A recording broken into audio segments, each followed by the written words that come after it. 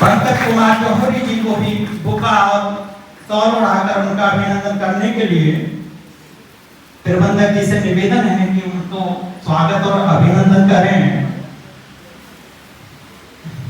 चामेश कुमार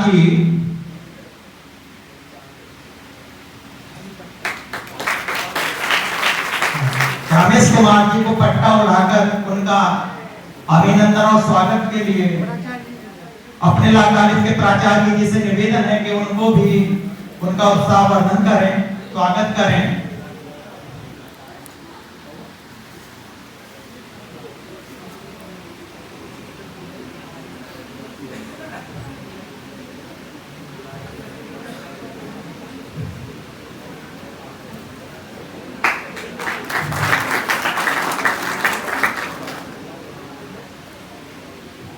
आज के इस कार्यक्रम की रूपरेखा को संक्षिप्त में आप लोगों के बीच साझा करने के लिए मैं अपने मेरा सादर प्रणाम और यहाँ उपस्थित सभी स्टूडेंटों को भी जो आज इस कार्यक्रम में अपनी सहभागीदारी के लिए यहाँ उपस्थित हुए हैं, उनका भी आज के प्रोग्राम में स्वागत है।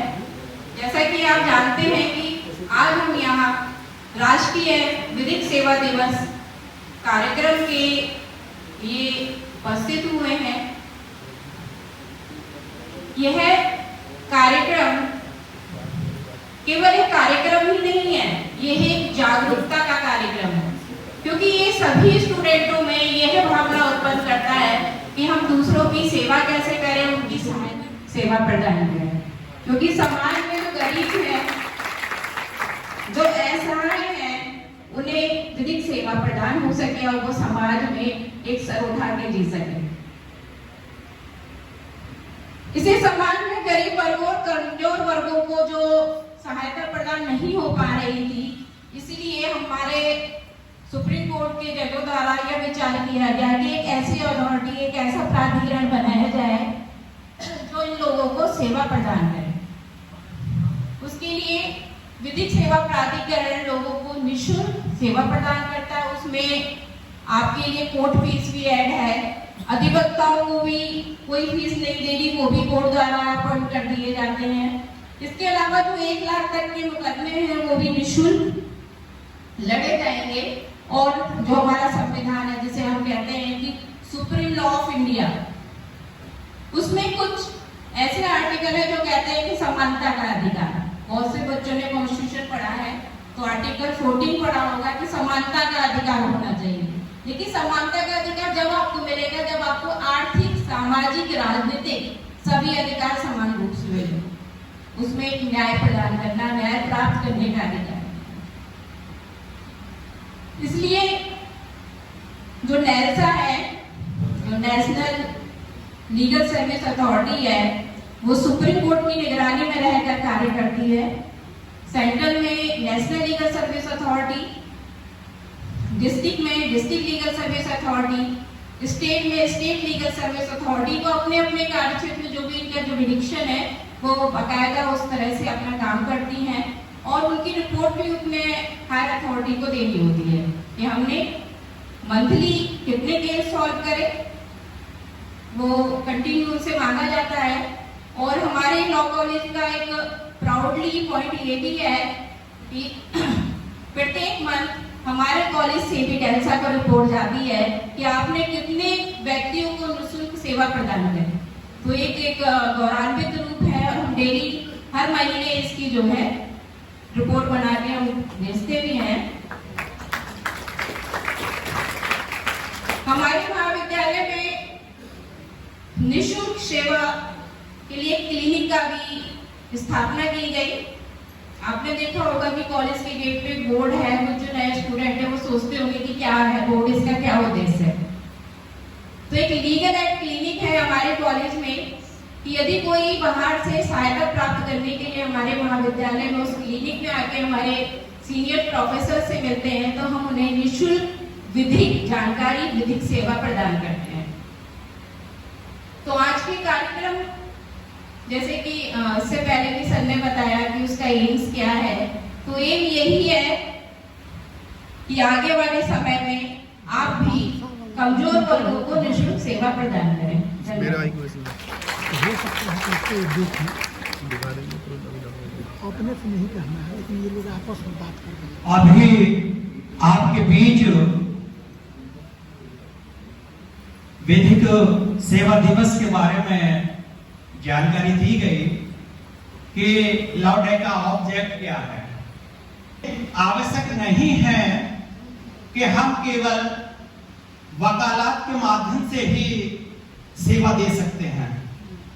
कुछ लीगल सर्विस अथॉरिटीज बनी, कुछ पैरालीगल सर्विसेज बनी, जिनके माध्यम से निःशुल्क न्याय विधिक सेवाएं उपलब्ध कराई जाती हैं।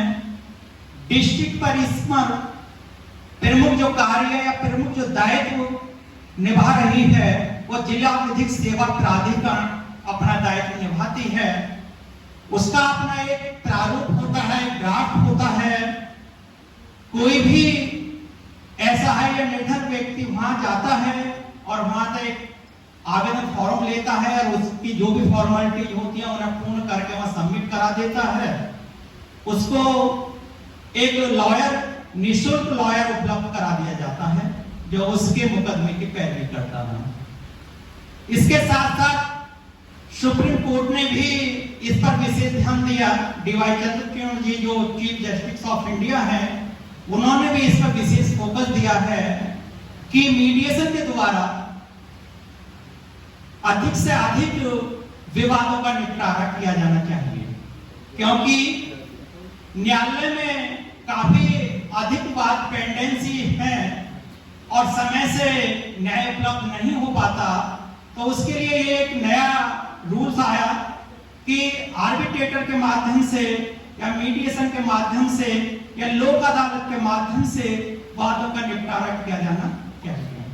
आज के इस कार्यक्रम में हमारे बीच गेस्ट ऑफ ऑनर के रूप में जो वरिष्ठ एडवोकेट के रूप में विराजमान हैं, एडवोकेट सत्यत्र का शर्मा जी से मेरा निवेदन है कि अपने बीच अपने लॉ कॉलेज के विद्यार्थियों को उत्साहवर्धन के लिए या आगे अपना विधि का व्यवसाय वो किस प्रकार करें, सुझाव देने के लिए मंच पर आमंत्रित करता हूं कि वो मंच पर आए और सभी स्टूडेंट सर का तालियों से स्वागत करेंगे।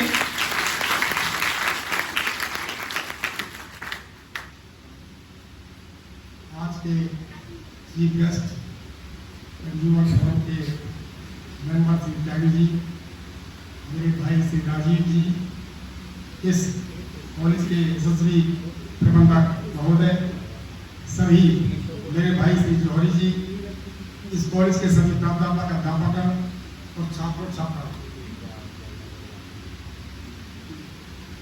आपसे बात करने से पहले मैं दो बात जाननी चाहूंगा आपसे। कितने विद्यार्थी ऐसे हैं जो 3 साल में फाइनल ईयर में, चाहे 5 साल वाले हो या 3 साल वाले हैं, तो विद्यार्थी ऐसे ठीक।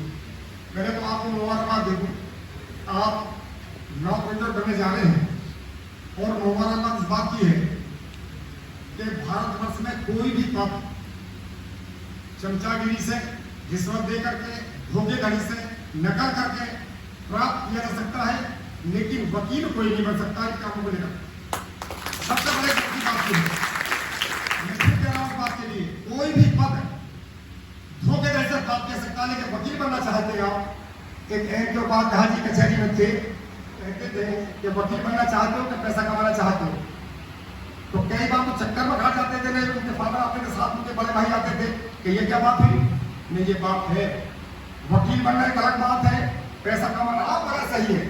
जब सब तो बहुत स्टडी बैठे शुरू में बात यही है, मैंने अभी कह रहा हूँ मैडम जी, तो मैडम बहुत अच्छी बात है, मैं भी कहता हूँ कि जो वकीलों के डॉक्टर के चक्कर पड़ा हुआ सब भगवान की कृपा नहीं है उस पर, लेकिन मैं ये भी कहता हूँ कि अच्छे वकील भी हैं, अच्छे डॉक्टर भी हैं जो कहेंगे सब नमक के पानी तेल लगा लो आपकी सुनने ठीक हो जाएंगे, और ऐसे भी है जो कहेंगे साथ इसमें चलाइए, ये कराइए, ये कराइए, कोई ऐसे लोग कमी नहीं है। लेकिन आपको प्रचार करना है, आपको समझाना है।